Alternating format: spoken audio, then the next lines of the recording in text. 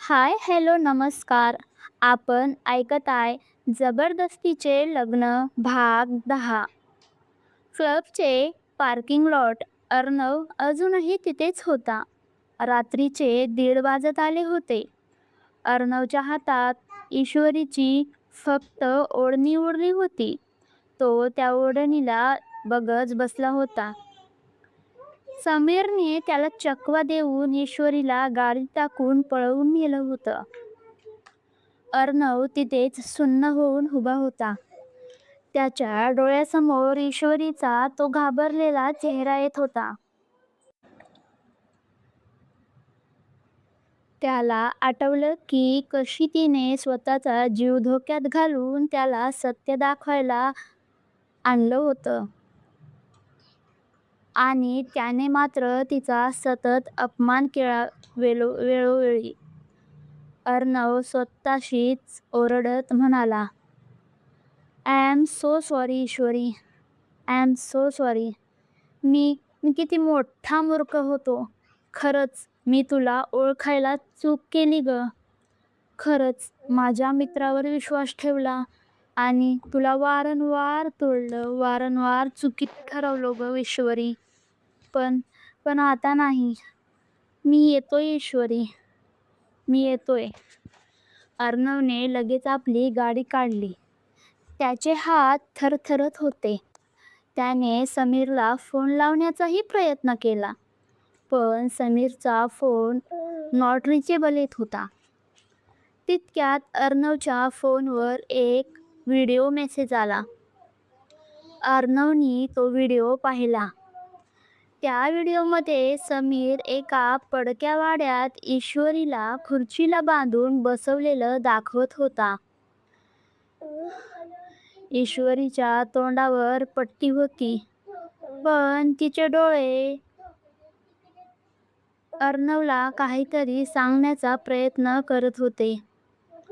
समीर व्हिडिओमध्ये बोलतो, काय अर्णव, कशी वाटली माझी सरप्राईज गिफ्ट?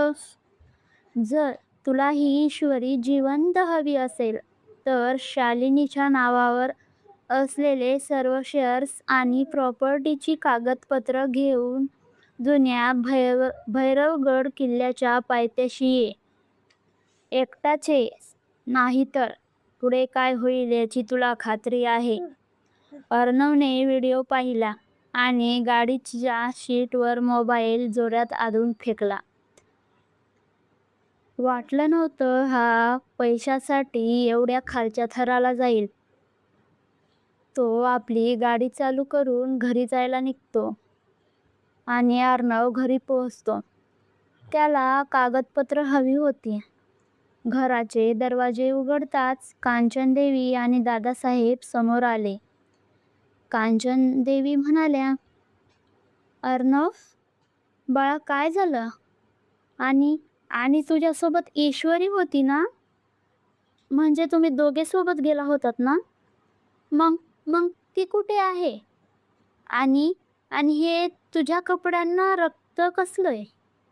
आणि एवढी घाण कशी लागली? कांचनदेवी थोडी काळजीने म्हणाल्या. अर्णव काही बोलायच्या मनस्थितीतच नव्हता. त्याला फक्त आणि फक्त ईश्वरीला वाचायचं पडलं होतं.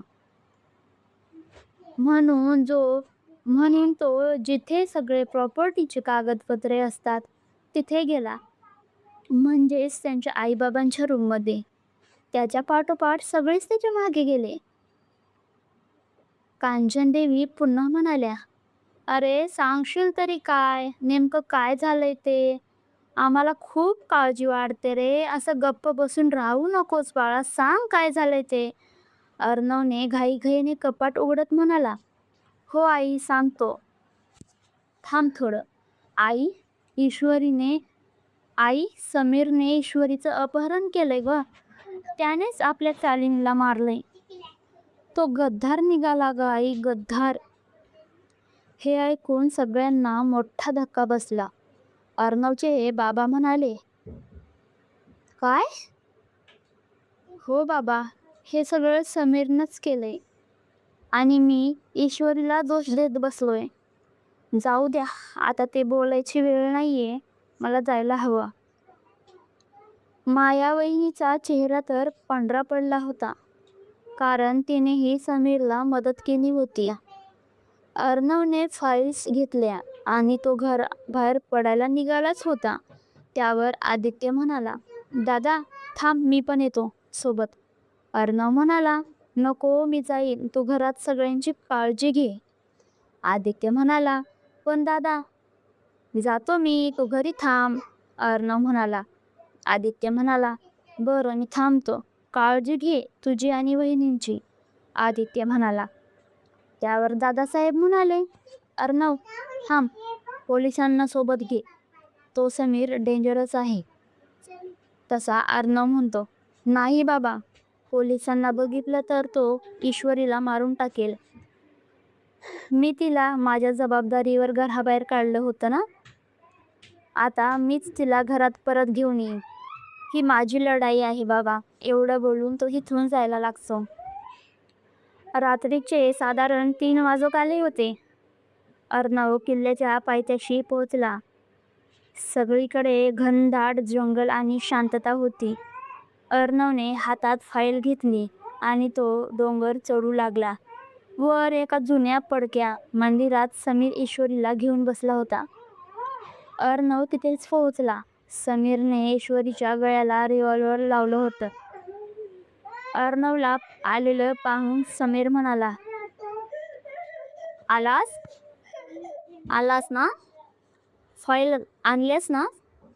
अर्णव म्हणाला, ईश्वरीला सोड समीर, तुला जे हवंय ते या फाईलमध्येच आहे. पण तिला काही झालं तर लक्षात ठेव, मी तुझा जीव घ्यायला मागे पुढे बघणार नाही. समीर हसत म्हणाला, आधी ते फाईल तर दे इकडे, खेक. अर्णवने फाईल्स समीरच्या दिशेने फेकल्या. जसा समीर फाईल्स उचलण्यासाठी झुकला, तशी ईश्वरीने आपल्या पायाने समीरच्या हाताला जोरात लाथ मारली आणि रिव्हॉल्वर खाली पडली. अर्णवने संधी साधली आणि तो समीरवर तुटून पडला. आज अर्णव एक बिझनेसमॅन नव्हता, तर आपल्या पत्नीसाठी लढणारा एक योद्धा होता. त्याने समीरला बेदम मारहाण केली. अर्णव म्हणाला, तुझी हिंमत कशी झाली माझ्या पत्नीला हात लावण्याची? तुझी ही हिंमत कशी झाली? सांग, माझं घर उद्ध्वस्त करण्याची. बोल ना, आता काय झालंय, बोल. समीर रक्ताळलेला होता. अर्णवने समीरला अर्धमेला करून सोडलं होतं आणि तो ईश्वरीचे हात सोडू लागला. पण अर्धमेलेला समीर कसला मरतोय? त्या क्रूर समीरने संधीचा फायदा घेत त्याने जमिनीवर पडलेलं रिव्हॉल्वर पुन्हा उचललं आणि थेट अर्णववर निशाणा धरला. समीर म्हणाला, अर्णव, तू वाचणार नाहीस आता. समीर गोळी झाडणार इतक्यात ईश्वरी जोरात अर्णव सर अशी ओरडून झेप घेतली आणि ती अर्णवच्या समोर आली. गोळी झाडली गेली, पण ती ईश्वरीला लागली की अर्णवला की तिसरं काही घडलं. नेमकं त्याच वेळी पोलिस तिथे पोहोचली आणि त्यांनी समीरला चहूबाजूंनी घेरलं. समीरने स्वतःवर गोळी झाडून घेण्याचाही प्रयत्न केला, पण पोलिसांनी त्याला पकडलं. अर्णवने ईश्वरीला पकडलं. गोळी ईश्वरीच्या हाताला चाटून गेली होती. ती शुद्ध हरपत होती. अर्णवने तिला आपल्या कवेत घेतलं आणि पहिल्यांदाच त्याच्या डोळ्यातून घळाघळा पाणी आलं, तेही ईश्वरीसाठी. अर्णव म्हणाला, ईश्वरी, डोळे उघड, प्लीज, डोळे उघड ईश्वरी. तू मला सोडून जाऊ शकत नाहीस. मला अजून तुला बरंच काही सांगायचंय ग ईश्वरी, प्लीज, डोळे उघड ईश्वरी. ईश्वरीने अर्धे डोळे उघडले आणि अर्णवच्या गालाला हात लावला. ती काहीतरी बोलली, पण तिचा आवाज खूप क्षीण होता. ईश्वरी म्हणाली, अर्णव सर, तुम्ही रडताय? अर्णवने तिला जवळ ओढलं आज त्यांच्यात कॉन्ट्रॅक्ट नव्हता, इगो नव्हता. होती ती फक्त एक काळजी. पण हे प्रेम होतं की फक्त कृतज्ञता? पाहण्यासाठी पुढच्या व्हिडिओची वाट बघा. जर कथा आवडली असेल तर like, comment, share and subscribe करायला विसरू नका. भेटूया पुढच्या भागामध्ये. तोपर्यंत बाय. काळजी घ्या.